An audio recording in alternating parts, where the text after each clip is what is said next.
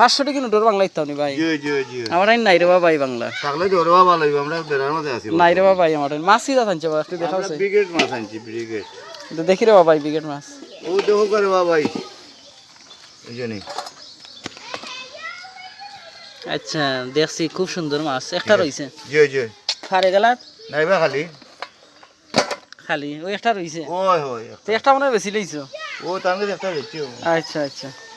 কত করে রাখছো গো দেখি কোন বাংলা আমারে দেও বাংলা দে কত করে রাখছো